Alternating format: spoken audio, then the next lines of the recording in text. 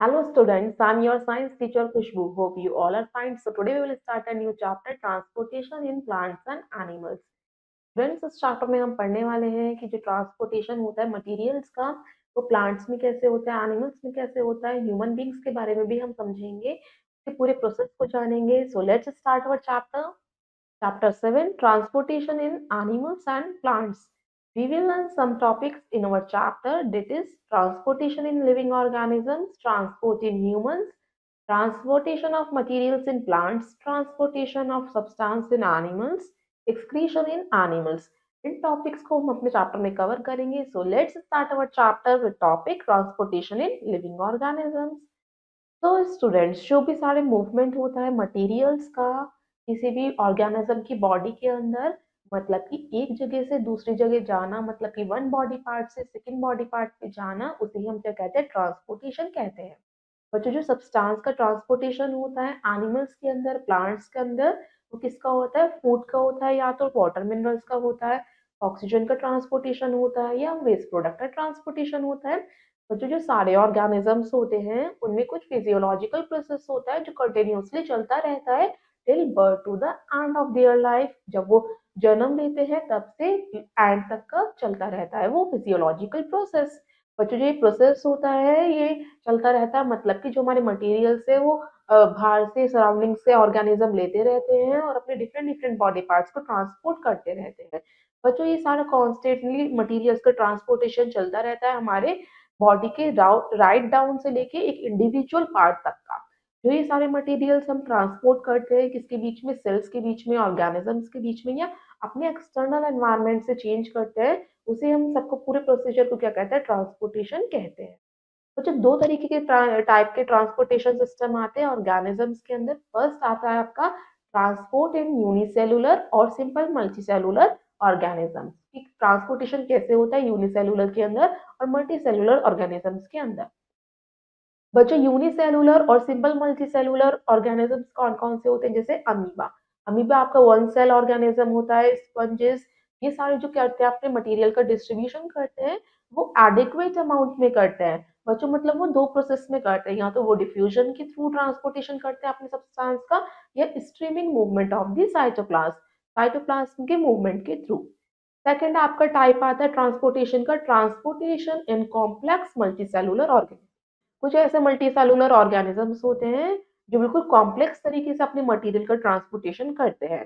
पर जैसे जैसे आपका more complex body structure evolute हो रहा है, इवोल्यूशन हो रहा है उसका, वैसे वैसे हायर मल्टीपल सेलुलर ऑर्गेनिज्म में भी जरूरी हो गया कि वेल डेवलप्ड ट्रांसपोर्ट सिस्टम हो. तो स्टूडेंट्स जो एनिमल्स और प्लांट्स होते हैं उनके डिफरेंट मोड ऑफ ट्रांसपोर्ट होता है. जो वो उनको सब्सटेंस को ट्रांसपोर्ट करने के लिए दो डिफरेंट वो यूज करते हैं. दो डिफरेंट कौन से वे है. फर्स्ट आता है transport in animals by circulatory system. Animals के अंदर जो ट्रांसपोर्टेशन होता है वो सर्कुलेटरी सिस्टम के द्वारा होता है, और जो प्लांट्स के अंदर ट्रांसपोर्टेशन होता है मटेरियल्स का वो वेस्कुलर सिस्टम के द्वारा होता है. तो उसी को हम समझेंगे. तो let's start our topic transport of substance in animals. पहले हम एनिमल के सिस्टम को समझते हैं.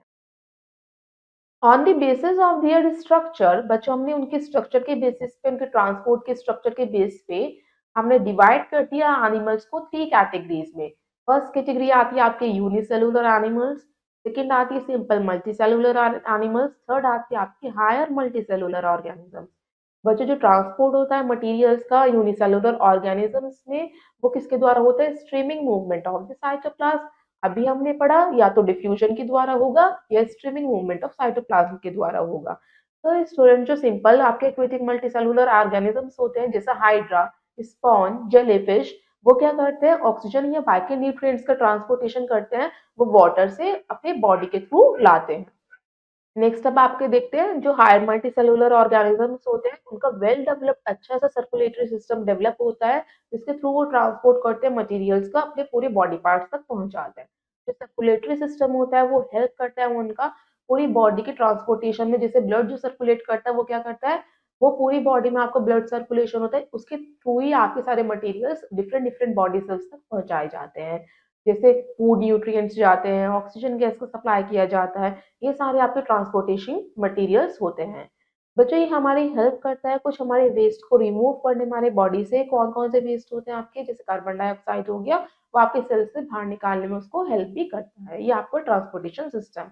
ये आपको इमेज गिवन है कैनल सिस्टम इन स्पॉन्ज कि स्पॉन्ज किसके थ्रू ट्रांसपोर्टेशन करता है मटेरियल्स का, कैनल सिस्टम। नेक्स्ट आता है आपका ट्रांसपोर्ट इन ह्यूमंस।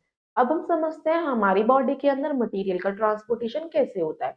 बच्चों, हमारी जो ह्यूमन बॉडी है उसका एक well developed efficient circulatory system होता है, जिसके कुछ पार्ट्स होते हैं। फर्स्ट आता है आपका ब्लड, सेकंड आता है ब्लड वेसल्स, थर्ड आता है आपका हार्ट। बच्चों, ब्लड वेसल्स के भी हमने थ्री पार्ट्स कर दिए, आर्टरीज, वेन्स एंड कैपिलरीज। बच्चों, जो हमारा हार्ट होता है एक मस्कुलर ऑर्गन होता है जिसे हम हार्ट कहते हैं। बच्चों, जो हमारा कॉम्पोजिशन होता है ब्लड का वो किससे मिलके बना होता है, इसमें हमारा कॉम्पोजिशन ऑफ ब्लड में क्या आता है, प्लाज्मा, आरबीसी, डब्ल्यूबीसी, प्लेटलेट्स या ब्लड कॉर्पुसल्स, उसके बारे में हम समझेंगे। तो स्टूडेंट्स, उससे पहले हम देखते हैं bits and bites. Human beings are four type of blood groups. बच्चों, जितने भी सारे ह्यूमन बींग्स होते हैं उनमें फोर तरीके के ब्लड ग्रुप्स होते हैं। Blood group A, B, A B and O. These blood groups can be either positive और नेगेटिव। बच्चे, होते ही फोर टाइप्स के ही हैं, मगर कुछ ब्लड ग्रुप्स पॉजिटिव होते हैं, कुछ ब्लड ग्रुप्स नेगेटिव होते हैं। तो स्टूडेंट्स, लेट्स अब हम आगे अंडरस्टैंड करते हैं व्हाट इज ब्लड। ब्लड क्या होता है।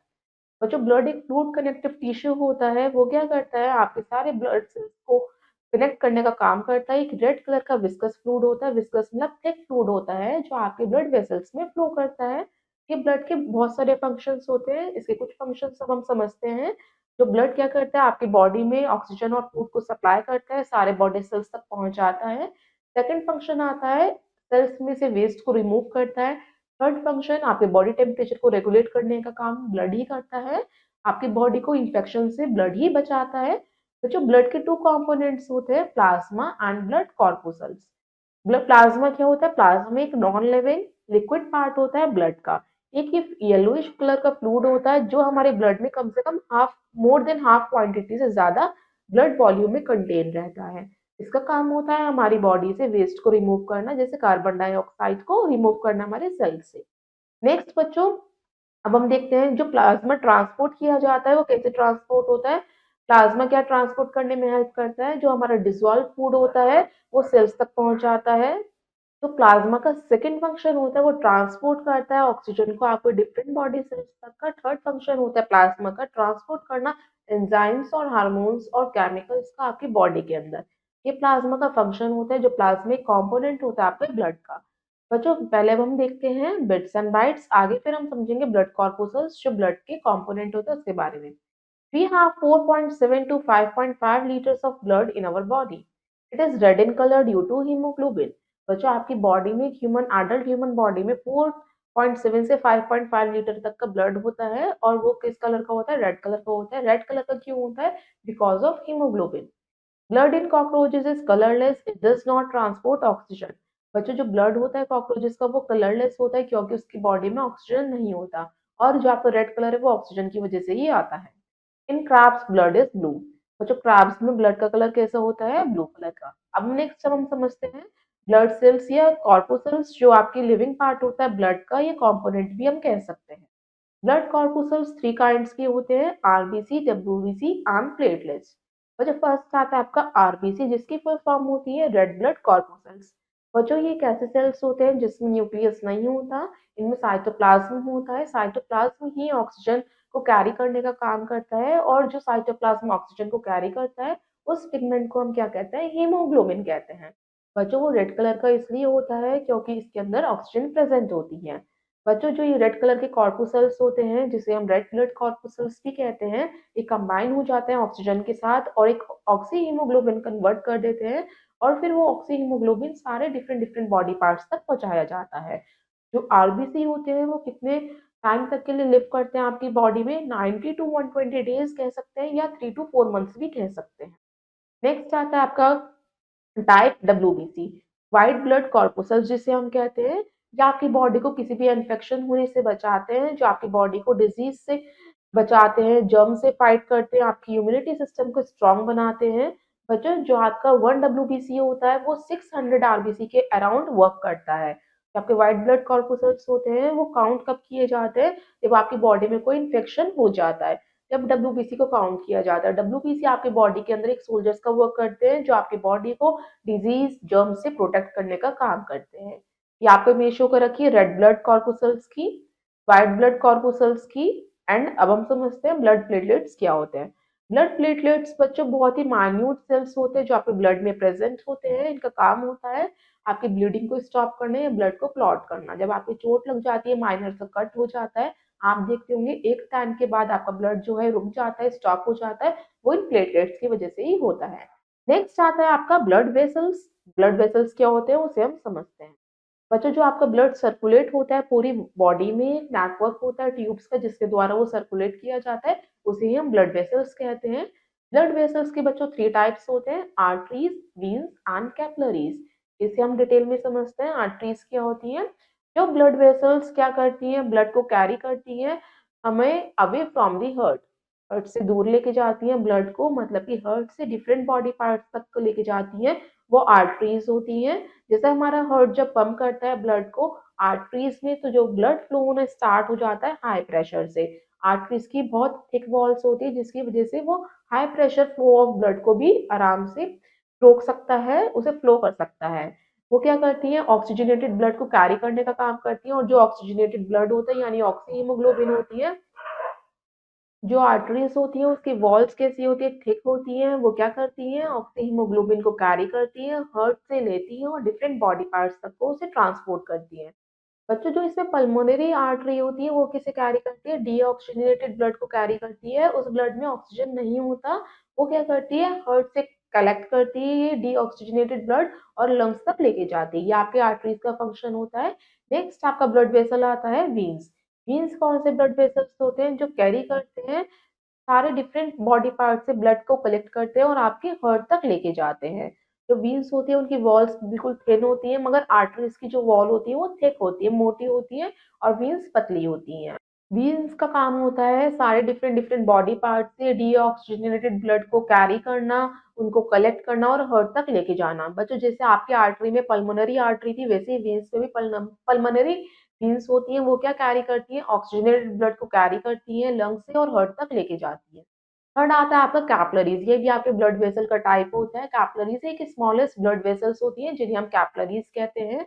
इनकी भी जो वॉल होती है वो थिन होती है, पतली होती है। ये किसको कैरी करने का काम करती है, फूड को, ऑक्सीजन को, ब्लड को और वेस्ट मटेरियल्स को कैरी करने का काम करती है।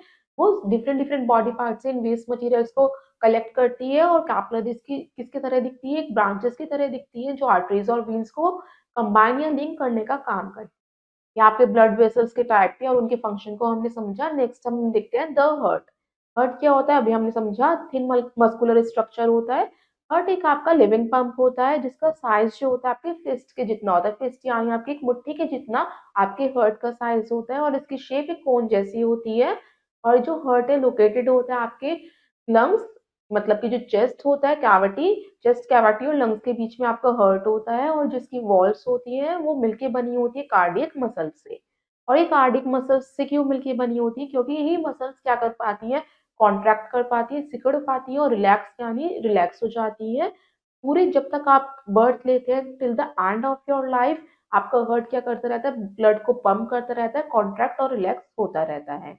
बच्चों इन्हीं कार्डियक मसल्स की वजह से हमारा हार्ट बीट कर पाता है कंटिन्यूअसली, ब्लड को पंप कर पाता है, आर्टरीज के अंदर उसे ट्रांसपोर्ट कर पाता है डिफरेंट बॉडी पार्ट्स तक का। तो स्टूडेंट्स नाउ सी फैक्ट फाइल। अब हम फैक्ट फाइल देखते हैं। A tiny drop of blood contains about 5 million red blood cells। कि बच्चों जो हमारा टाइनी ड्रॉप होता है ब्लड का, ब्लड की एक बूंद होती है, उसमें कितने ब्लड सेल्स होते हैं बच्चों, 5 million blood red blood cells होते हैं। और इसमें हमारी 3 लाख प्लेटलेट्स होती हैं और 10,000 वाइट ब्लड सेल्स होते हैं। जो ह्यूमन बॉडी होती है बच्चों वो लॉस कर देती है 1 million red blood cells every second में। और जो हमारे सेम नंबर ही रेड ब्लड सेल्स दोबारा रिबॉर्न हो जाते हैं। इसी दौरान हमें ये पता चला कि हमारी ब्लड में आरबीसी कितनी है, डब्ल्यूबीसी कितनी है और प्लेटलेट्स कितनी होती हैं। नेक्स्ट अब हम आगे देखते हैं। जो हमारी हार्ट है वो 3 लेयर्स में डिवाइडेड है। बच्चों फर्स्ट आती है आपकी लेयर एंडोकार्डियम, सेकंड आती है मायोकार्डियम, थर्ड आती है पेरिकार्डियम। बच्चों इन लेयर्स के अलावा हमने हार्ट को डिवाइड कर दिया 4 चैम्बर्स में। फर्स्ट है राइट ऑरिकल, सेकंड है लेफ्ट ऑरिकल, थर्ड है आपका लेफ्ट वेंट्रिकल और फोर्थ है आपका राइट वेंट्रिकल। बच्चों इस तरीके से आपके चैम्बर्स डिवाइडेड है उसको हम समझते हैं। जो आपका राइट चैम्बर होता है हार्ट का वो कंप्लीटली सेपरेट रहता है आपके लेफ्ट चैम्बर से। राइट चैम्बर का अलग फंक्शन है, लेफ्ट चैम्बर का अलग फंक्शन है। जो ब्लड फ्लो होता है आपका राइट और लेफ्ट पार्ट में वो कभी भी मिक्स नहीं होता। जो आपका राइट ऑरिकल है वो कनेक्ट रहता है राइट वेंट्रिकल से, और जो आपका लेफ्ट ऑरिकल है वो कनेक्ट रहता है आपका लेफ्ट वेंट्रिकल से। जो आपका हर एक चैम्बर होता है, जो आपके 4 चैम्बर है, उसमें जो हर एक चैम्बर है उसका एक अपना वॉल्व होता है। वॉल्व मतलब जो एग्जिट और एंट्रेंस का काम करता है। जो वॉल्व होता है वो क्या करता है, प्रिवेंट करता है कि जिससे कि आपका जो ब्लड है फ्लो होके वापस ना आ जाए, रिवर्स डायरेक्शन में वो फ्लो ना करे। इसलिए हर एक चैम्बर का एक अपना वॉल्व होता है, जिसे हम एग्जिट भी कह सकते हैं। बच्चों जब ये हर एक चैम्बर तक जब चैम्बर क्या करते हैं, ब्लड फ्लो करते हैं, तो वो कॉन्ट्रैक्ट होते हैं, उसका वॉल्व क्या हो जाता है, एग्जिट जो होता है ओपन हो जाता है और ब्लड को अंदर आने देता है नेक्स्ट चैम्बर में। इसी तरीके से जब ब्लड बाहर निकलता है तो वॉल्व क्या हो जाता है, क्लोज हो जाता है, कॉन्ट्रैक्ट हो जाता है और ब्लड जिससे कि वापस बैकवर्ड फ्लो ना हो। इस तरीके से जो वॉल्व होता है एग्जिट और एंट्रेंस का काम करता है ब्लड के। नेक्स्ट अब हम देखते हैं, ये आपको इमेज शो कर रखा है, डायग्राम शो कर रखा है सर्कुलेटरी सिस्टम का कि कैसे हमारी बॉडी में ब्लड का फ्लो होता है। जो टू व्हील्स होते हैं आपके वो क्या करते हैं, आपकी बॉडी को आम ब्लड से एम्प्टी करने में हेल्प करते हैं। वो क्या करते हैं, अपनी बॉडी से सारे ब्लड को कलेक्ट करते हैं, राइट ऑरिकल में लेके जाते हैं। फिर वहां पे ब्लड एंटर करता है आपका राइट वेंट्रिकल में, और वहीं पे आपका ब्लड को पंप किया जाता है पल्मोनरी आर्टरी में। जो ये आर्टरी होती है ब्लड को कैरी करके लेके जाती है लंग्स के पास। और जो लंग्स के पास कैसा ब्लड होता है बच्चों, ऑक्सीजन पुअर ब्लड होता है, मतलब कि उस ब्लड में ऑक्सीजन नहीं होता। उसे वो ऑक्सीजन रिच बनाने के लिए वो लंग्स के पास ही लेके जाती है। फिर वह लंग्स के पास जाके वो ऑक्सीजन रिच ब्लड बन जाता है, ऑक्सीजनेटेड ब्लड बन जाता है। फिर जब वो ऑक्सीजनेटेड ब्लड, जब हमारे ब्लड में ऑक्सीजन आ गया, तो फिर हम उसे किसके पास लेके जाते हैं, फिर हार्ट के पास लेके जाते हैं। जो फिर लंग्स से हार्ट के पास ले जाने का काम किसका होता है, पल्मोनरी वेन का होता है। और वो किसके थ्रू लेके जाती है, लेफ्ट ऑरिकल के थ्रू लेके जाती है। जब ये लेफ्ट ऑरिकल कॉन्ट्रैक्ट करती है तो हमारा ब्लड पंप हो जाता है लेफ्ट वेंट्रिकल में। और जब ये दोबारा पंप करती है तो हमारा ब्लड जो एंटर हो जाता है मेन आर्टरी में। तो ये मेन आर्टरी होती है, इसी का काम होता है कि सारे डिफरेंट डिफरेंट बॉडी पार्ट्स को ऑक्सीजन रिच ब्लड को सप्लाई करना, मतलब कि ऑक्सीजनेटेड ब्लड को सप्लाई करना। ये काम होता है आपका बच्चों मेन आर्टरी का। नेक्स्ट अब हम देखते हैं, जो राइट और लेफ्ट साइड होते हैं आपके हार्ट के, उसके भी बच्चों डिफरेंट फंक्शंस होते हैं। जो राइट साइड होता है हार्ट का वो कलेक्ट करता है आपका डीऑक्सीजनेटेड ब्लड, मतलब कि उस ब्लड में ऑक्सीजन नहीं होती। डिफरेंट डिफरेंट बॉडी पार्ट से कलेक्ट करना और पंप करना उसे लंग्स में। और क्योंकि हमारे लंग्स में पहले से ही ऑक्सीजन प्रेजेंट होती है, फिर उस ब्लड में ऑक्सीजन की कमी पूरी हो जाती है, फिर वो ऑक्सीजनेटेड ब्लड बन जाता है। फिर वो ब्लड लंग्स के पास जाता है और फिर लंग्स उसे क्या करते हैं, पूरी बॉडी पार्ट्स में सप्लाई करने का काम करते हैं। इस तरीके से आप बच्चों आपको जो हार्ट के दो डिफरेंट पार्ट्स होते हैं उसके डिफरेंट डिफरेंट फंक्शंस होते हैं। अब आपको ये इमेज शो कर रखी द ह्यूमन हार्ट की। आपने देखा होगा, कभी आपने सुना है द रिदमिक कॉन्ट्रैक्शन और रिलैक्सेशन जो आपको सुनाई देती है अपनी हार्ट मसल्स की, मतलब कि जो धड़कन होती है जिसे हम क्या कहते हैं, हार्ट बीट कहते हैं। तो एक नॉर्मल हार्ट बीट होती है वो कितनी होती है, एडल्ट पर्सन की 72 टाइम्स होती है पर मिनट। आप ये हार्ट बीट किसके थ्रू सुनते हैं, इंस्ट्रूमेंट होता है एक स्टेथोस्कोप जिसके थ्रू ये हार्ट बीट को सुना जा सकता है। जब ये हार्ट मसल्स क्या करती है, हमारी कॉन्ट्रैक्ट करती हैं या पंप करती हैं ब्लड को, हमारे डिफरेंट डिफरेंट पार्ट्स तक पहुंचाती हैं, तब ये कॉन्ट्रैक्ट करता है हमारे हार्ट मसल। बच्चों ये हार्ट मसल कॉन्ट्रैक्ट 2 स्टेजेस में करते हैं। फर्स्ट स्टेजेस में जो हमारे राइट और लेफ्ट ऑरिकल्स होते हैं वो कॉन्ट्रैक्ट करते हैं सेम टाइम में, और हमारे ब्लड को पंप करके पहुंचाते हैं राइट और लेफ्ट वेंट्रिकल्स में। बच्चों फिर जब ये राइट और वेंट्रिकल्स में पहुंच जाती है फिर ये दोबारा ऑरिकल्स में जाती है। इस तरीके से प्रोसीजर साइकिल चलती रहती है। जब ये राइट और लेफ्ट वेंट्रिकल्स कॉन्ट्रैक्ट हो जाते हैं तो हमारा प्रॉपर ब्लड फ्लो हो जाता है हार्ट से। जब ये हार्ट मसल्स क्या हो जाती है, हमारी रिलैक्स हो जाती है, फिर हमारी दूसरी हार्ट बीट स्टार्ट होती है। इसी तरीके से आपकी हार्ट मसल्स हार्ट बीट करती हैं, रिलैक्सेशन और कॉन्ट्रैक्शन का काम करती हैं, जो आपको सुनाई देती है स्टेथोस्कोप की मदद से। बच्चों यही हमारा पूरा प्रोसीजर हमारा हार्ट फॉलो करता रहता है। आप देखते होंगे जैसे आपकी हार्ट बीट होती है, इस दौरान आपका जो प्रेशर से ब्लड फ्लो किया जाता है आपके डिफरेंट डिफरेंट बॉडी पार्ट्स में, तो आपको क्या लगेगा, एक थ्रोबिंग सेंसेशन फील होगा आपके डिफरेंट बॉडी पार्ट्स में। जैसे आप फील कर सकते हैं अपने रिस्ट से, नेक से या अपर आर्म से। जब आप रिस्ट को टच करेंगे तो आपको ये थ्रॉबिंग सेंसेशन फील होगा। उस थ्रॉबिंग सेंसेशन को हम क्या कहते हैं, पल्स कहते हैं। बच्चों आपने देखा होगा जब भी आप बीमार पड़ते हैं आप डॉक्टर के पास जाते हैं तो डॉक्टर क्या करते हैं, आपकी कलाई रिस्ट को पकड़ते हैं, और उससे ही आपकी रिस्ट में क्या होती है, आर्टरी होती है जो ब्लड को कैरी करने का काम करती है। और रिस्ट से ही आपकी पता लगा लेते हैं कि पल्स रेट कितनी है और आपको क्या प्रॉब्लम है। बच्चों जब हम एक्सरसाइज करते हैं या जब हम गुस्सा होते हैं, जब हम बहुत खुश होते हैं तो हमारी पल्स रेट ऊपर जाने लगती है। और बच्चों जब हम बीमार पड़ते हैं तो हमारी पल्स रेट जब भी ऊपर जाती है, it also goes up during the fever. ये आपको इंस्ट्रूमेंट दिखा रखा है जिसके थ्रू हम पल्स रेट को सुन सकते हैं, मेजर कर सकते हैं स्टेथोस्कोप। नेक्स्ट अब हम देखते हैं bits and bytes. Heart beat over 1 lakh times in one day, and in 1 year it beats about 38 million times। बच्चों एक साल में आपका हार्ट बीट कितना हार्ट बीट करता है, 38 मिलियन टाइम्स करता है। The heart pumps 1.3 gallons 5 liters of blood per minute and 1900 gallons 7200 liters of blood per day, and about 7 lakh gallons of blood means 2,06,280 litres per year. बच्चों 7 lakh gallons blood आपका pressure किया जाता है per year एक साल में। और बच्चों 1 मिनट में आपका 5 लीटर हार्ट क्या करता है, पंप करता है ब्लड को। और इस तरीके से आपका पूरे साल में बता रखा है कि कितना करता है, 7 लाख गैलन्स करता है। तो स्टूडेंट्स अब हम देखते हैं activity first. To feel heart beat. बच्चों अगर आपको अपनी हार्ट बीट को फील करना है, उसे महसूस करना है, तो आपको इस एक्टिविटी को परफॉर्म करना पड़ेगा। आपको क्या करना है, place your palm on the left of your friends chest. बच्चों आपको अपने पाम को, अपनी हथेली को अपने फ्रेंड के चेस्ट जो लेफ्ट साइड है वहां पे रखना है। तो आप फील करेंगे कि हार्ट कैसे बीट कर रहा है एक रेगुलर रिदम के साथ। मतलब कि कॉन्ट्रैक्ट रिलैक्स, ये एक रिदम होती है हार्ट बीट की। तो स्टूडेंट्स आप क्या कर सकते हैं, आप उसी समय उसी प्लेस पे अपने ईयर को प्लेस करेंगे तो आपको सुनाई दे सकती है वो heart beat. Next to measure the pulse. अब हम पल्स रेट को कैसे मेजर करेंगे। Place your index and middle finger over the अंदर साइड ऑफ द रिस्ट। जो रिस्ट है, जैसे आपको डायग्राम में शो कर रखा है, जो आपकी इंडेक्स फिंगर है उसको आपको वहां पे रखना है। आर्टरी होती है वहां पे आपकी, आपको दिखेगा कि आर्टरी कैसे थ्रोबिंग सेंसेशन कर रही है। उसी थ्रोबिंग सेंसेशन को हम क्या कहते हैं, पल्स कहते हैं। आप काउंट कर सकते हैं कि कितनी बार थ्रॉप्स कर रही है आपकी आर्टरी 1 मिनट में। तो इस तरीके से जब आप क्या करेंगे, स्टेयर से ऊपर या नीचे करके आएंगे, चढ़ेंगे या उतरेंगे, तो उस दौरान आपकी पल्स रेट इंक्रीज या डिक्रीज करेगी। तो आप ये पल्स रेट को महसूस कर सकते हैं, मेजर कर सकते हैं। ये आपको इमेज शो करा कि मेजरिंग पल्स रेट की। नेक्स्ट अब हम देखते हैं bits and bytes. The discovery of blood circulation in the body was made by William Henry. He showed that blood circulates in the body in a closed system of vessels. बच्चों ये blood circulation की discovery किसकी थी, William Henry की थी। इन्होंने ही बताया था कि जो ब्लड सर्कुलेट करता है हमारी बॉडी के अंदर, वो वेसल्स के अंदर ही करता है।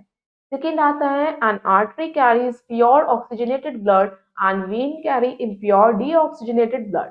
The exceptions are the pulmonary artery that carries deoxygenated blood and the pulmonary vein that carry oxygenated blood।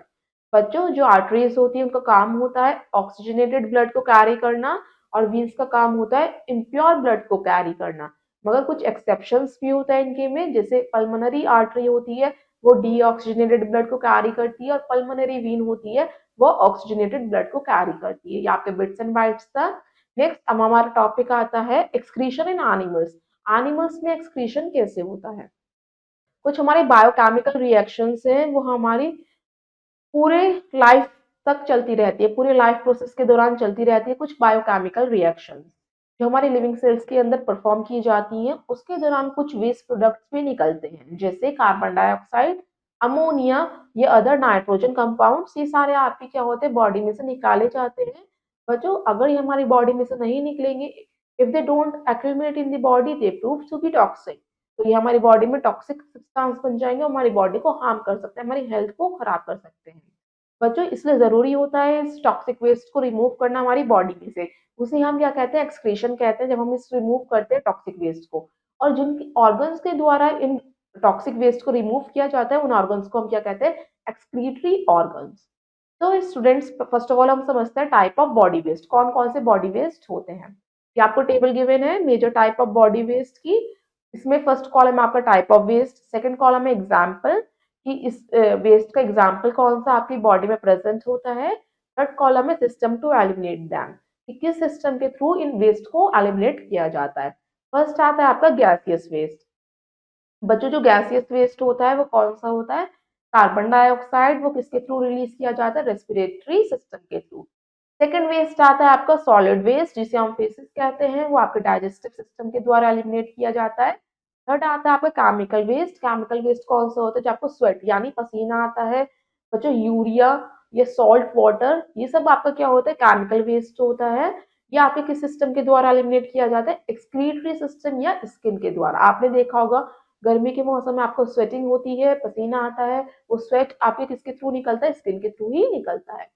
Now student C fact file. अब हम फैक्ट फाइल देखते हैं। What is dialysis? डायलिसिस क्या होता है?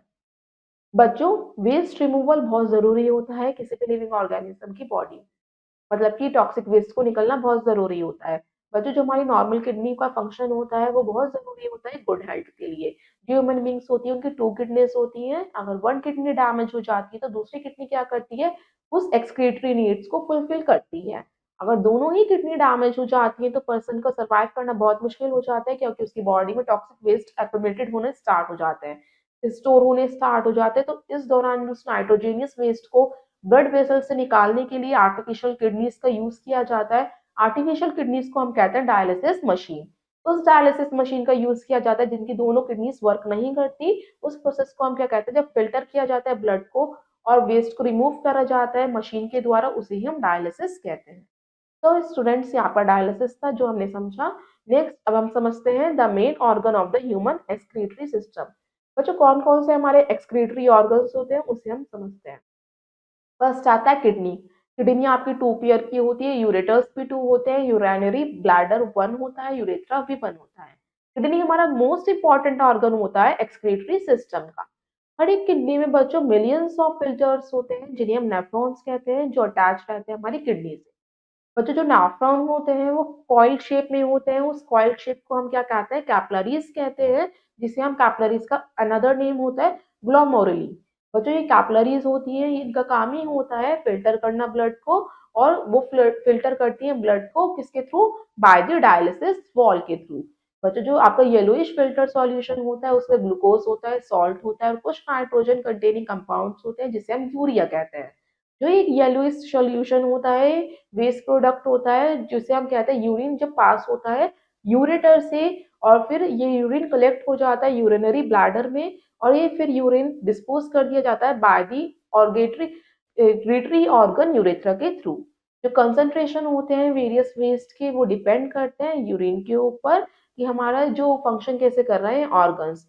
बच्चों, आपने देखा होगा कि जो डॉक्टर्स होते हैं वो यूरिन टेस्ट को आपको सजेस्ट करते हैं जब भी आपकी बॉडी में कोई प्रॉब्लम होती है, तो वो इससे पता लगा सकते हैं कि आपकी बॉडी में और जो बॉडी फंक्शंस है, बॉडी पार्ट्स है, कैसे फंक्शन कर रहे हैं। इससे आपके जनरल हेल्थ का पता लगाया जा सकता है। जैसे हम एग्जांपल लेते हैं, पहले ही आपको नेफ्रॉन का डायग्राम दिखा रखा है।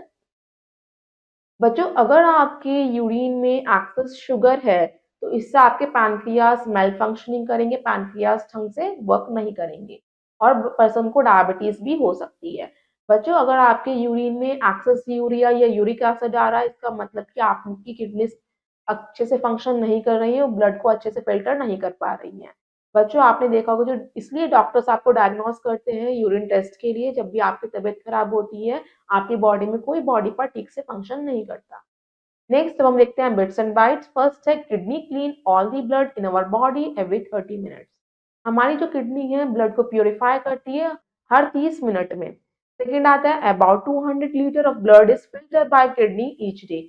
बच्चों, रोज जो हमारी किडनी है कितना ब्लड फिल्टर करती है? 200 लीटर ब्लड वो फिल्टर करती है। थर्ड आता है about 1.5 to 2 litre of urine is excreted in 24 hours. बच्चों, 24 आवर्स में कम से कम हम 1.5 से 2 लीटर्स तक का यूरिन एक्सक्रीट कर देते हैं। फोर्थ आता है urine contains 95% water, 2.5% urea and 2.5% other waste product. हमारे यूरिन में 95% वाटर होता है, 2.5% यूरिया और अदर प्रोडक्ट्स होते हैं। नेक्स्ट हम देखते हैं स्किन एंड एक्सक्रीटरी ऑर्गन। अभी हमने समझा कि किडनी भी होती है हमारी एक्सक्रीटरी ऑर्गन, तो स्किन भी होती है। स्किन कैसे होती है?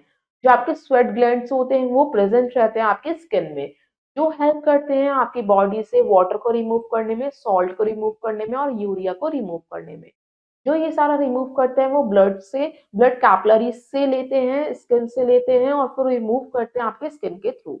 बच्चों आपके स्किन में छोटे-छोटे टाइनी पोर्स होते हैं जिसके थ्रू ये फ्लूइड बाहर निकल आता है, उन पोर्स को हम क्या कहते हैं? स्वेट। उन ग्लैंड्स को हम क्या कहते हैं? जिस ग्लैंड्स के थ्रू निकल जाते हैं, स्वेट ग्लैंड्स कहते हैं। आपने देखा होगा जब समर सीज़न आता है, आपको बहुत गर्मी लगती है, तो आपकी बॉडी में से स्वेटिंग होना स्टार्ट होता है। जैसे-जैसे आपको वो स्वेट इवेपोरेट होना स्टार्ट होता है, तो आपकी बॉडी कूल होनी स्टार्ट हो जाती है। जैसे-जैसे आपकी स्वेट इवेपोरेट होता है, तो आपकी बॉडी सरफेस के ऊपर से तो आपको अच्छा लगता है। आपने देखा होगा कि जो स्वेट होता है सबसे ज़्यादा समर सीज़न में होता है और सबसे ज़्यादा जब स्वेटिंग होती है, आपकी बॉडी में से वाटर लॉस समर सीज़न में होता है, तो तभी आपको ज़्यादा प्यास भी लगती है, आप थर्स्टी हो जाते हैं। नेक्स्ट स्टूडेंट्स अब हम देखते हैं try it out. Filling the blanks इसमें आपको फिलअप्स करने हैं, सो लेट्स स्टार्ट। फर्स्ट है bean shaped organ that remove nitrogenous waste from the blood is called. जो बीन शेप ऑर्गन होते हैं जो आपकी बॉडी में से नाइट्रोजीनियस वेस्ट को रिमूव करने का काम करते हैं, उन्हें हम क्या कहते हैं? किडनी। फर्स्ट में फिल करेंगे किडनी।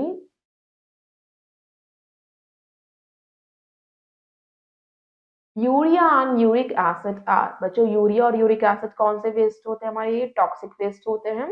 ये नाइट्रोजीनियस वेस्ट भी कह सकते हैं, हम यहाँ पे लिखेंगे टॉक्सिक वेस्ट।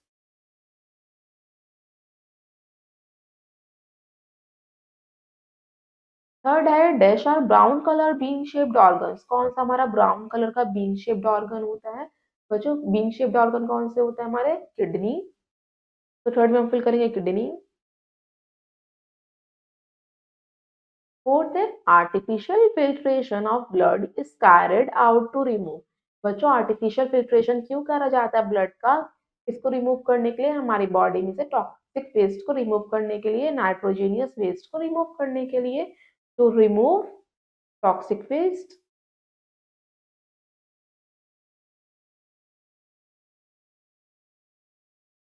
तो स्टूडेंट्स अब हम देखते हैं नेक्स्ट हमारा टॉपिक आता है transportation of materials in plants. अभी हमने समझा कि ह्यूमन बींग्स में मटेरियल्स का ट्रांसपोर्टेशन कैसे होता है। अब हम समझेंगे कि प्लांट्स में मटेरियल्स का ट्रांसपोर्टेशन कैसे होता है। बच्चों ट्रांसपोर्टेशन प्लांट्स में किस किस चीज़ों का होता है? वाटर का, मिनरल्स का, फूड का, ये सारा होता है स्पेशल टिश्यूज के द्वारा। जो स्पेशल टिश्यूज प्लांट्स के रूट्स में प्रेजेंट होते हैं, स्टेम में प्रेजेंट होते हैं, और पिटियोल्स, पिटियोल्स जो हम उसे कहते हैं एक स्टॉक होता है जो लीफ और स्टेम को जोड़ने का काम करता है, उसे हम स्टॉक कहते हैं। उस स्टॉक में प्रेजेंट रहता है ये सारे हमारे टिश्यूज। जो स्पेशल टिश्यूज होते हैं उन्हें हम वस्कुलर टिश्यूज कहते हैं। जो वस्कुलर का मीन्स होता है लैटिन मतलब ट्यूब और वेसल्स जो ट्रांसपोर्ट करते हैं लिक्विड्स को। तो स्टूडेंट्स ने आपको इमेज भी दिखा रखी है, cross section of the stem showing xylem and phloem transport in plants by two type of tissues, xylem and phloem। बच्चों हम पढ़ेंगे ट्रांसपोर्टेशन जो प्लांट्स में होता है दो टिश्यूज की हेल्प से होता है, first xylem and second phloem. बच्चों जो भी आपका सॉइल क्या कहा जाता है? रिजर्वायर कहा जाता है। किसका? सॉइल में बच्चों वाटर और मिनरल्स दोनों ही पाए जाते हैं। वाटर और डिजॉल्व मिनरल्स जो अब्सॉर्ब करते हैं रूट हेयर प्लांट्स के, वो क्या करते हैं? ट्रांसपोर्ट करते हैं रूट से। वो सारे वाटर और मिनरल्स को अब्सॉर्ब करते हैं और डिफरेंट डिफरेंट पार्ट्स तक पहुंच जाते हैं। कौन कौन से पार्ट्स तक पहुंचाते हैं? रूट हेयर अब्सॉर्ब करके इन मिनरल्स को स्टेम तक पहुंचाते हैं, लीव्स तक पहुंचाते हैं और फ्लावर्स तक पहुंचाते हैं।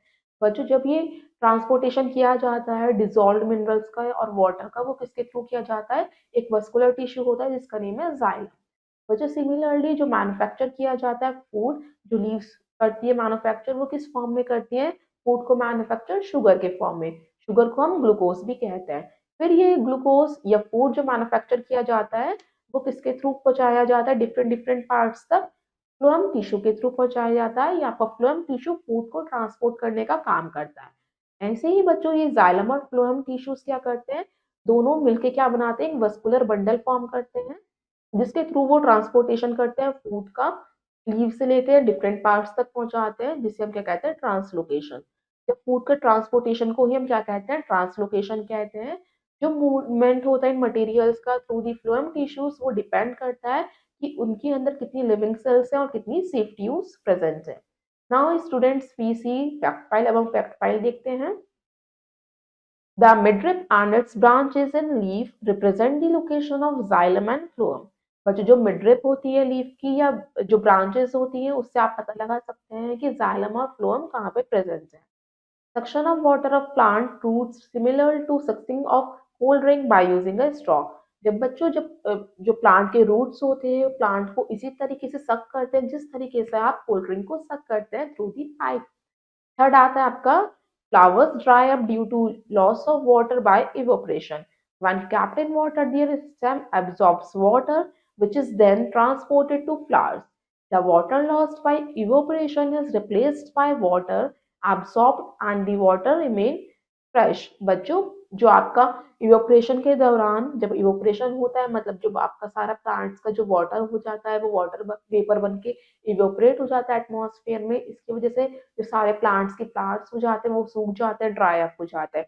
फिर आपको अगर दोबारा देखना है इसे ब्लो करते हुए ब्लूम करते हुए तो आप देखेंगे उसकी स्टेम को प्लांट की स्टेम को वाटर में डाल देंगे तो वो दोबारा फ्लावर्स क्या होने लग जाएगा ब्लूम होने लग जाएगा खिलने लग जाएगा। तो इससे जो वाटर लॉस्ट होता है इवेपोरेशन के दौरान वो क्या हो जाता है वो सारा रिप्लेस हो जाता है एब्जॉर्ब हो जाता है और फ्लावर्स दोबारा फ्रेश हो जाते हैं। तो स्टूडेंट नेक्स्ट आता है आपका topic transportation of water and minerals. अभी तो हमने समझा कि किस किस वस्कुलर ट्यूब्स के द्वारा आपका वाटर और फूड का ट्रांसपोर्टेशन होता है। तो वो ट्रांसपोर्टेशन का प्रोसीजर क्या है उसे हम देखते हैं। बच्चों प्लांट्स को भी रिक्वायरमेंट होती है वाटर की पानी की रिक्वायरमेंट होती है जिसके द्वारा वो अपने खाने को प्रिपेयर कर पाते हैं फूड को प्रिपेयर कर पाते हैं फोटोसिंथेसिस की हेल्प से। बच्चों प्लांट्स को किस किस मिनरल्स की नीड होती है नाइट्रेट की फॉस्फेट की। बच्चों ये उनको लाइफ प्रोसेस के दौरान चाहिए होते हैं प्लांट को ग्रो करने के लिए चाहिए होते हैं। जो वाटर और मिनरल्स वो एब्जॉर्ब हुए रहते हैं सॉइल में वो लेते हैं रूट्स के थ्रू और वो रूट से लेके डिफरेंट पार्ट्स तक पहुंचाते हैं स्टेम लीव्स और फ्लावर्स तक पहुंचाते हैं। बच्चों जो रूट्स होते हैं उनमें रूट हेयर होते हैं जो क्या कर लेते हैं अपने सरफेस एरिया को इंक्रीज कर लेते हैं जिससे वो ज्यादा से ज्यादा वाटर को एब्सॉर्ब कर पाए सॉइल में से। और बच्चों जो लीव्स होते हैं वो क्या करते हैं वाटर ले लेते हैं रूट हेयर से कार्बन डाइऑक्साइड ले लेते हैं हेयर से और फोटोसिंथेसिस के प्रोसेस में अपने फूड को प्रिपेयर करते हैं। जो ये वाटर और मिनरल्स होते हैं वो एब्सॉर्ब किया जाता है बच्चों सॉइल से और वो लीव्स तक पहुंचाया जाता है थ्रू दी जाइलम टिश्यूज। जो आपका हमेशा याद रखिए जो आपका वाटर मिनरल्स होते हैं वो आपके जाइलम टिश्यू के थ्रू ही पहुंचाए जाते हैं डिफरेंट डिफरेंट प्लांट पार्ट्स के पास। जो प्लांट्स होते हैं वो क्या करते हैं सारा वाटर तो यूज नहीं करते कुछ वाटर क्या है उनका जो बच जाता है वो इवोपरेट हो जाता है उनकी लीव से ही थ्रू दी स्मॉल पोर्स जिसे हम स्टोमेटा कहते हैं उसके थ्रू। जो ये कॉन्स्टेंट डिफ्यूजन होता है वाटर का मिनरल्स के साथ और रूट का लीव्स के साथ उससे एक पुशिंग फोर्स प्रेजेंस होती है पुशिंग फोर्स लगता है जो साइमल्टेनियसली चलता रहता है वाटर के थ्रू। मतलब कि वाटर क्या हो रहा है पहले सक किया जा रहा है फिर इवोपरेट किया जा रहा है फिर सक किया जा रहा है फिर इवोपरेट। इसी प्रोसेस को हम क्या कहते हैं ट्रांसपिरेशन कहते हैं। ट्रांसपिरेशन मीन्स होता है the loss of the excess water through the leaves. जब जो लीव्स के ऊपर एक्सेस वाटर हो जाता है ज्यादा वाटर हो जाता है उसे इवोपरेट कर देना या उसका वाटर वेपर बन के एटमॉस्फेयर में चले जाना उसे हम ट्रांसपिरेशन कहते हैं। और जो ये ट्रांसपिरेशन है वो एक पुलिंग फोर्स होता है ये रूट्स के हेल्प से किया जाता है। जब ये रूट्स क्या करती हैं सॉइल में से डिसॉल्व मिनरल्स या वाटर को एब्सॉर्ब करती हैं तो एक्सेस वाटर को लीव्स तक पहुंचा देती हैं और लीव्स क्या करते हैं ट्रांसपिरेशन कर देते हैं। बच्चों ये सारा प्रोसेस किया जाता है जाइलम और फोलम टिश्यू के द्वारा और इन दोनों टिश्यूज को मिलकर क्या बनाते हैं वस्कुलर बंडल टिश्यू बनाते हैं। तो स्टूडेंट से बिल्कुल सेम प्रोसीजर इसके तरह ही है, जैसे आप स्ट्रॉ से कोई भी लिक्विड को सक करते हैं। तो students now C in activity second. अब हम एक्टिविटी सेकंड देखते हैं। इस एक्टिविटी का आपका एम है टू डेमोन्स्ट्रेट ट्रांसपिरेशन। आपको डेमोन्स्ट्रेट करके देखना है ट्रांसपिरेशन होता भी है या नहीं होता। आपको लग रहा है कि लीव्स के ऊपर से जो एक्सेस वाटर है वो कैसे रिमूव होता होगा वो कैसे करते होंगे रिमूव उसको हम शो करेंगे एक एक्टिविटी के थ्रू। आपको एक पॉटेड प्लांट लेना है उसे कवर कर देना है पॉलीथीन से। आपको उसे इस तरीके से कवर करना है कि उसके सारे रूट्स और सॉइल भी कवर हो जाए तो जिससे कि बिल्कुल भी इवोपरेशन नहीं हो पाए। सिर्फ जो रूट हेयर है वो सॉइल से वाटर तो ले पाए मगर एटमॉस्फेयर में छोड़ नहीं पाए। इस तरीके से आप उसे कवर कर देंगे। फिर आपको क्या करना है एक बेल जार लेना है उस पॉटेड प्लांट के ऊपर रख देना है। फिर आप उस बेल जार के ऊपर वेस्लिन अप्लाई करना है जिससे कि कोई भी एयर क्या है उसके अंदर जा ना पाए प्रिवेंट हो पाए वो एयर से। फिर आपको उसे सनलाइट में रख देना है कुछ ही समय के लिए फॉर अ फ्यू आवर्स। तो आप क्या देखेंगे जो कुछ ड्रॉप्स होंगे वाटर की वो आपको दिखाई देंगे बेल जार के अंदर। मतलब कि जो लीव्स है उन्होंने क्या करा है ट्रांसपिरेशन करा है मगर वो एटमॉस्फेयर में नहीं जा पाया क्योंकि हमने उसे कवर कर दिया था बेल जार से और वो वाटर ड्रॉपलेट्स हमें किस पे दिखाई दिए हैं बेल जार पे। यहाँ हमने कंक्लूड निकाला है कि लीव्स में ट्रांसपिरेशन करती हैं। तो स्टूडेंट्स जब लीव्स ये ट्रांसपिरेशन करती हैं इसका बेनिफिट होता क्या है। उसे हम समझते हैं। बच्चों, हेल्प्स कर जो ट्रांसपीरेशन है वो हेल्प करता है ट्रांसपोर्ट करने में वाटर और मिनरल्स का from the soil to the different parts of the plant. जो ट्रांसपीरेशन है वो प्लांट को कूलिंग इफेक्ट दिखाता है। बच्चों, इतनी तेज सनलाइट होती है तो सनलाइट की वजह से तो लीव्स तो ड्राई हो जाएंगी, मगर ट्रांसपीरेशन की हेल्प से उन्हें कूलिंग इफेक्ट मिलता है और वो ड्राई नहीं हो पाती। तो स्टूडेंट्स, पहले हम देखते हैं bits and bytes. Orchids growing on trees having hanging roots that absorb water from the atmosphere. These plants grow non-parasitically upon another, derive nutrients, rain dust, etc. Such plants are called epiphytes. बच्चों, कुछ plants ऐसे होते हैं, कुछ trees ऐसे होते हैं जैसे ऑर्किड्स के, जिनकी रूट्स होती, जड़ें होती हैं, वो वाटर किससे अब्सॉर्ब करती हैं? एटमॉस्फेयर से, ना कि सॉइल से। तो उन प्लांट्स वो कैसे ग्रो करते हैं? नॉन पैरासिटिकली वो ग्रो करते हैं, एक दूसरे के ऊपर ग्रो करते हैं, वो एक दूसरे से न्यूट्रिएंट्स लेते हैं, जिससे उन प्लांट्स को हम क्या कहते हैं? एपिफाइट्स कहते हैं। नेक्स्ट अब हम देखते हैं ऑस्मोसिस क्या होता है। ऑस्मोसिस का मतलब होता है बच्चों, मूवमेंट होना वाटर मॉलिक्यूल्स का, कहाँ से? जहाँ पे वो ज्यादा अमाउंट में प्रेजेंट है, और कहाँ की तरफ जाना? जहाँ पे वो लेसर अमाउंट में प्रेजेंट है। Through a semi permeable membrane. Semi permeable membrane क्या होती है? एक ऐसी मेम्ब्रेन जो अलाउ करती है छोटे छोटे मॉलिक्यूल्स के वाटर को पास होने देती है और दूसरे लोअर कंसंट्रेशन रीजन में जाने देती है। बच्चों, जो ये रूट हेयर होती है वाटर को एंटर करने देती है, किसके थ्रू? जाइलम टिश्यू के थ्रू।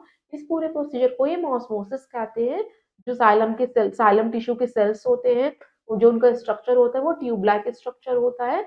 वो एक दूसरे से जुड़े जुड़े रहते हैं एंड टू एंड, और एक लॉन्ग पाइप बना देते हैं अपने स्टेम्स में, और वो कहाँ तक चले जाते हैं? टिप ऑफ द लीव्स तक जाते हैं, फ्लावर्स तक जाते हैं, और भी पार्ट्स तक पहुंच जाते हैं। जाइलम टिश्यू जब जुड़ते चले जाते हैं, और इससे वो जो सॉइल्स जो वो वाटर को एब्जॉर्ब करते हैं, डिफरेंट डिफरेंट पार्ट्स तक पहुंच जाते हैं। ये आपको शो कर रखा है movement of water and minerals through the root hair. बच्चों, जो लीव है वो एक्सपेल कर देती है, रिमूव कर देती है excess water through the stomata, किसके फॉर्म में? वाटर वेपर के फॉर्म में, जिसे हम ट्रांसपीरेशन कहते हैं। जो लॉस होता है वाटर का लीव्स के ऊपर से, वो किसके थ्रू होता है? एक सक्शन फोर्स के थ्रू होता है। वो सक्शन फोर्स ऊपर की तरफ लगती है, अपवर्ड डायरेक्शन की तरफ लगती है, जिसके थ्रू जो सारे वाटर मॉलिक्यूल्स है वाटर वेपर बन के एटमॉस्फेयर में चले जाते हैं। तो student, now second activity third. अब हम एक्टिविटी थर्ड देखते हैं। इस एक्टिविटी का हमारा एम है टू डेमोन्स्ट्रेट ऑस्मोसिस। हमें ऑस्मोसिस को डेमोन्स्ट्रेट करके देखना है कि ऑस्मोसिस होती भी है या नहीं होती, मतलब वाटर मॉलिक्यूल से मूव करते भी है या नहीं। इसके लिए आपको मटेरियल्स की रिक्वायरमेंट होगी। रेजन्स यानी किशमिश चाहिए होगी, पानी चाहिए होगा, ये बीकर चाहिए होगा।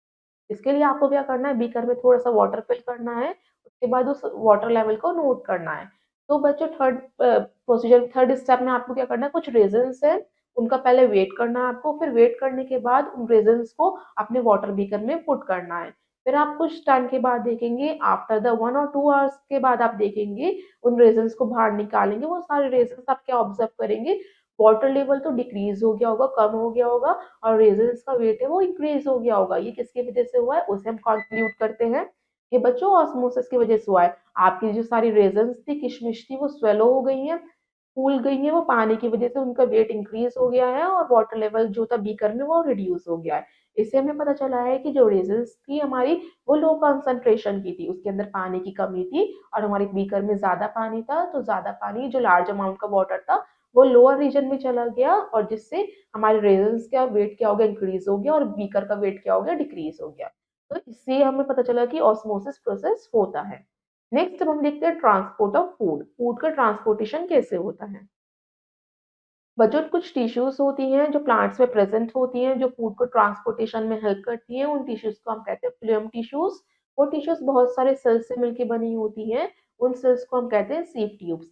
बच्चों, जैसे आपकी जाइलम टिश्यूज जो एंड टू एंड जुड़ी रहती है, एक सिंगल स्ट्रक्चर फॉर्म करती है, मगर ये जो फ्लोएम टिश्यूज होती है ये साइड बाय साइड जुड़ी रहती है, और इसे हम क्या कहते हैं? ये भी लॉन्ग टिश्यूज, ये लॉन्ग ट्यूब्स फॉर्म करती हैं। ये फूड ही ट्रांसपोर्ट किया जाता है इन्हीं ट्यूब्स के द्वारा, जिसे हम कहते हैं फ्लोएम ट्यूब्स। बच्चों, ये जो डायरेक्शन होता है इन ट्यूब्स का वो सारे ही पार्ट्स में होता है प्लांट के, जिसके थ्रू जो ये जाइलम टिश्यूज होती हैं, फ्लोएम टिश्यूज होती हैं, ये क्या करती हैं? डिफरेंट डिफरेंट पार्ट्स को, वाटर और फूड को ट्रांसपोर्ट करने में हेल्प करती है। जो ट्रांसपोर्टेशन होता है फूड का थ्रू द फ्लोएम टिश्यूज, उसे हम क्या कहते हैं? ट्रांसलोकेशन कहते हैं। बच्चों, अब हम पढ़ते हैं डिफरेंसेस। कि transport of water and minerals and food in plants में डिफरेंस किया है कि कैसे ट्रांसपोर्ट होता है फूड का और वाटर का प्लांट्स में। फर्स्ट कॉलम आपको गिवन है transport of water and minerals, second column है आपका ट्रांसपोर्ट ऑफ फूड। इसमें आपका डिफरेंस में फर्स्ट पॉइंट आपका आता है जो ट्रांसपोर्ट होता है वाटर का वो किसके थ्रू होता है, जाइलम टिश्यू की हेल्प से, और ट्रांसपोर्ट होता है आपका फूड का वो होता है फ्लोएम टिश्यू की हेल्प से। सेकंड पॉइंट आता है आपका जो कंडक्शन होता है वाटर का वो सिर्फ फेस होता है एक ही डायरेक्शन में, सिंगल डायरेक्शन में चलेगा, मगर जो ट्रांसपोर्ट होता है फूड का वो सारे ही डायरेक्शन में होता है। थर्ड डिफरेंस आता है जो ट्रांसपिरेशन होता है वो वाटर की वजह से होता है, इसलिए ट्रांसपोर्टेशन ऑफ वाटर में ट्रांसपिरेशन जरूर है, और मगर जो ट्रांसपोर्ट है फूड है उसमें ट्रांसपिरेशन नहीं होता, क्या होता है ट्रांसलोकेशन होता है।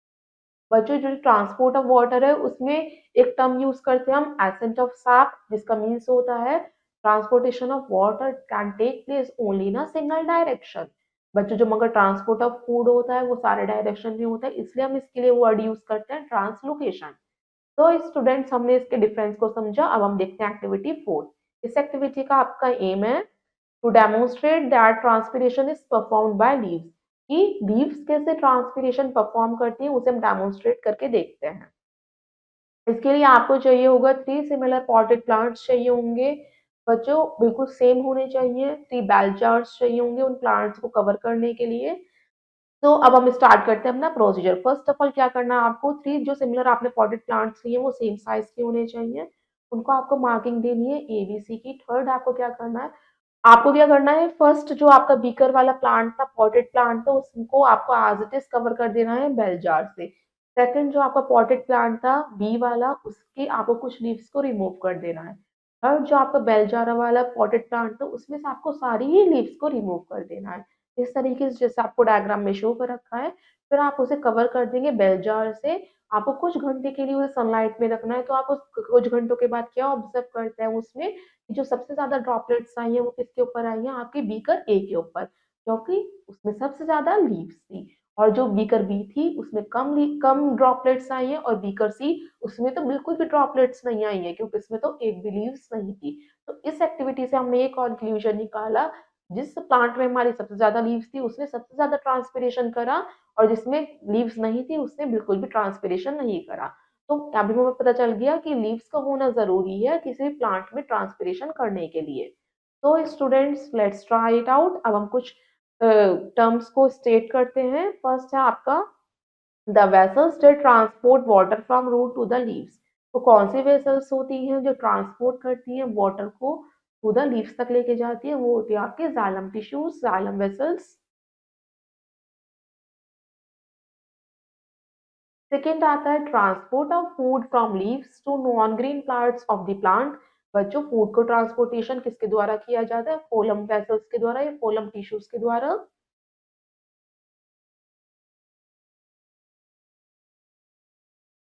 थर्ड आता है the structure that absorb water from soil. बच्चों वो कौन सा स्ट्रक्चर होता है जो मिट्टी से पानी को अब्सॉर्ब करता है, रूट हेयर कह सकते हैं हम उसे, थर्ड में हम फिल करेंगे रूट हेयर।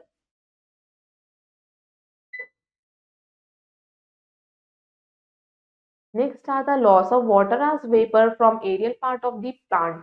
बच्चों वाटर का लॉस को हम क्या कहते हैं, जब वाटर लॉस होता है लीव्स के ऊपर से वाटर वेपर बन के एटमॉस्फेयर में चला जाता है उसे हम कहते हैं ट्रांसपिरेशन।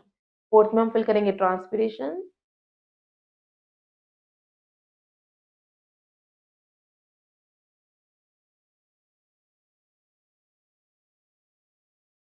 तो students now see some important definitions. अब हम कुछ इम्पोर्टेंट डेफिनेशंस देखते हैं।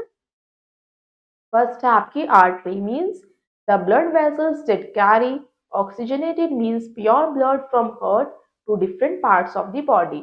आर्टरी क्या करती है, एक ब्लड वेसल है जो आपके लंग से आपके हार्ट से ब्लड ऑक्सीजनेटेड ब्लड्स को कैरी करती है और डिफरेंट डिफरेंट पार्ट्स तक पहुंच जाती है। ब्लड मीन्स होता है red coloured fluid that flow inside blood vessels, एक रेड कलर का फ्लूइड जो हमारे ब्लड वेसल्स में फ्लो करता है। नेक्स्ट है blood vessels, the vessels through which blood flow from one organ to another. वो ब्लड वेसल्स जो एक ऑर्गन से दूसरे ऑर्गन को ब्लड सप्लाई करने का काम करती है। नेक्स्ट आता है capillary means extremely thin tubes that join arteries with vein. Capillary जो आर्टरी और वेन को जॉइन करने का काम करती है। Corpuscles means cellular elements of the blood. Corpuscles हमारे ब्लड के कंपोनेंट्स होते हैं, आरबीसी, डब्ल्यूबीसी। बच्चों एक्सक्रीशन का मीन्स होता है removal of harmful waste, means urea etcetera from the body. हमारे हार्मफुल हार्मफुल वेस्ट का बॉडी में से रिमूव होना, उसे ही हम क्या कहते हैं, एक्सक्रीशन कहते हैं। Kidney means excretory organ that filter blood to remove nitrogenous waste. Kidney क्या है, हमारी एक्सक्रीटरी ऑर्गन है जो हमारे ब्लड को प्यूरिफाई करने का काम करती है और उसमें से नाइट्रोजीनियस वेस्ट को रिमूव करती है। Phloem tissue means vascular tissue that transport food manufactured by leaf to various part of the plant। तो जो phloem tissue क्या करता है, फूड को पहुंचाता है पार्ट, डिफरेंट डिफरेंट पार्ट्स तक का प्लांट के। नेक्स्ट आता है platelets, means minute cells found in blood that help in blood clotting. जो प्लेटलेट्स होते हैं वो माइन्यूट सेल्स होते हैं जो आपके ब्लड में पाए जाते हैं और ये ब्लड क्लॉटिंग का हेल्प करते हैं। ब्लड क्लॉटिंग मतलब ब्लड को स्टॉप करने में मदद करते हैं। Urine means fluid excreted out by kidney that contain nitrogenous waste। जो फ्लूइड किडनी से एक्सक्रीट होता है जिसमें नाइट्रोजीनियस वेस्ट होता है। तो students, let's summing up the chapter. इस चैप्टर में हमने क्या क्या पढ़ा उसे एक बार देख लेते हैं। Blood is a fluid connective tissue. It is a red colored viscous fluid that flows in blood vessels। Blood क्या है, फ्लूइड कनेक्टिव टिश्यू होता है, ये रेड कलर का विस्कस फ्लूइड होता है जो थिक होता है और जो हमारे फ्लो करता है ब्लड वेसल्स में। Plasma is the non living liquid part of the blood. Plasma हमारा नॉन लिविंग लिक्विड पार्ट होता है ब्लड में जो 75% वॉल्यूम में अवेलेबल होता है। Plasma is a yellowish fluid that makes up more than half of blood volume. Plasma बच्चों yellowish fluid होता है। The white blood corpuscle count goes up when there is an infection in the body। WBC are called soldiers of the body। बच्चों जो आपके WBC होते हैं वो जब काउंट किए जाते हैं जब आपकी बॉडी में कोई इन्फेक्शन हो जाता है। और व्हाइट ब्लड कॉर्पुसल्स को आपकी बॉडी के सोल्जर्स भी कहा जाता है क्योंकि ये आपको प्रोटेक्ट करते हैं डिजीज से और जर्म से।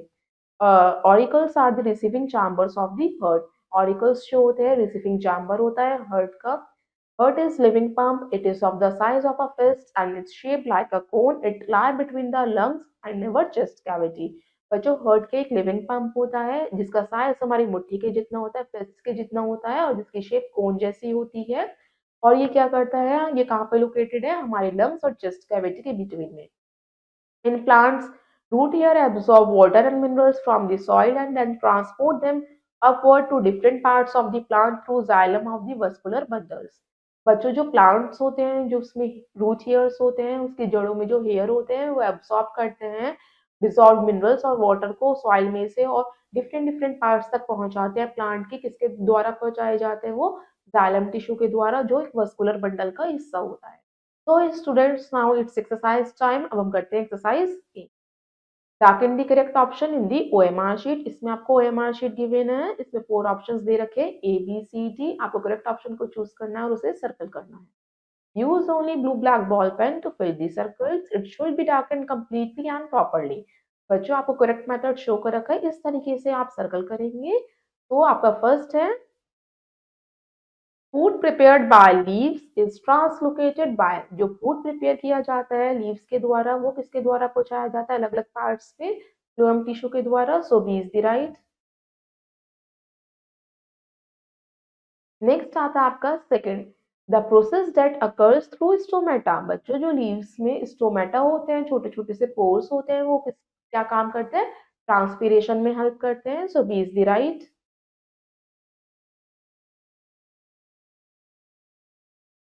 नेक्स्ट आता है आपका थर्ड, ह्यूमन हार्ट इज। बच्चों अभी हमने पढ़ा था ह्यूमन हार्ट में कितने चैम्बर होते हैं, 4 होते हैं। तो C is the right. Next आता है आपका fourth, blood cells which transport oxygen are. बच्चों वो कौन से ब्लड सेल्स होते हैं जो ट्रांसपोर्ट करते हैं ऑक्सीजन, उन्हें हम क्या कहते हैं, आरबीसी। तो students fourth C is the right answer. Next आता है आपका फिफ्थ, ह्यूमन किडनी आर। जो ह्यूमन किडनी होती है वो कैसे शेप की होती है, बीन शेप की। सो ए इज द राइट।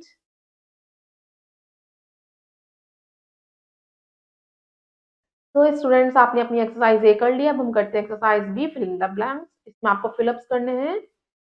तो लेट्स स्टार्ट। फर्स्ट है the fluid part of the blood is called. जो फ्लूइड पार्ट होता है आपका ब्लड का उसे हम क्या कहते हैं बच्चों, हीमोग्लोबिन कहते हैं। या जो हीमोग्लोबिन कहाँ प्रेजेंट रहता है, प्लाज्मा में। तो फर्स्ट में हम फिल करेंगे प्लाज्मा।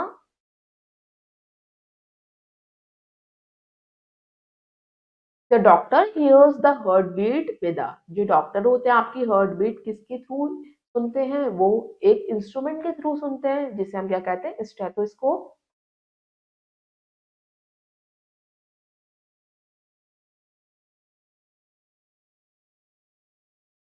थर्ड है dash is the red pigment in the blood. Blood में रेड पिगमेंट कौन सा होता है हमारा, हीमोग्लोबिन की वजह से रेड पिगमेंट होता है। सो थर्ड में हम फिल करेंगे हीमोग्लोबिन।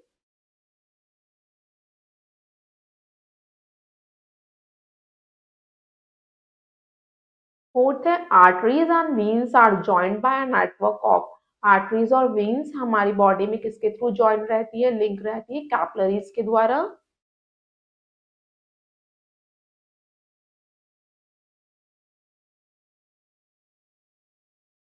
फिफ्थ है dash cell fight infection in the body. कौन सी सेल्स होती हैं जो हमारी बॉडी को प्रोटेक्ट रखती हैं जर्म से, डिजीज से फाइट करती हैं उनसे, WBC cells, white blood corpuscle cells. तो हम फिफ्थ में फिल करेंगे डब्ल्यूबीसी सेल्स। तो स्टूडेंट्स नेक्स्ट आपकी एक्सरसाइज आती है C. Write T for true statement and F for false one. बच्चों जो स्टेटमेंट आपको ट्रू दे रखी है, सही दे रखी है, वहां पे आप टी लिखेंगे और जो गलत है वहां पे आप एफ लिखेंगे। सो let's start. Plants transport water through the phloem. जो प्लांट करते हैं वाटर का ट्रांसपोर्टेशन करते हैं वो फ्लोएम ट्यूब के द्वारा करते हैं। No, it is false. The process by which prepared food is sent to all part is called transpiration. जब फूड को डिफरेंट डिफरेंट पार्ट्स तक पहुंचाया जाता है उसे हम ट्रांसपीरेशन कहते हैं, नहीं उसे तो हम ट्रांसलोकेशन कहते हैं। तो it is false. Our skin also act as an excretory organ. हमारा स्किन भी एक्सक्रीटरी ऑर्गन की तरह वर्क करती है, बिल्कुल करती है, क्योंकि उससे स्वेट बाहर निकलता है। तो it is true. Formation of urine take place in the ureter. बच्चों जो फॉर्मेशन होता है यूरिन का वो कहाँ पे होता है, यूरेटर में। Yes, it is true. Urine is collected in the urinary bladder. जो यूरिन होता है वो कलेक्ट कहाँ पे होता है, यूरिनरी ब्लैडर में। Yes, it is true. तो स्टूडेंट्स आपने अपने ट्रू एंड फॉल्स कर लिए हैं। इसी तरह से आप अपनी बाकी की एक्सरसाइज करेंगे। आई होप आपको चैप्टर समझ में आया होगा। अब हम आपसे मिलते हैं नेक्स्ट वीडियो में नेक्स्ट चैप्टर के साथ। तो till then have a nice day, good bye, thank you.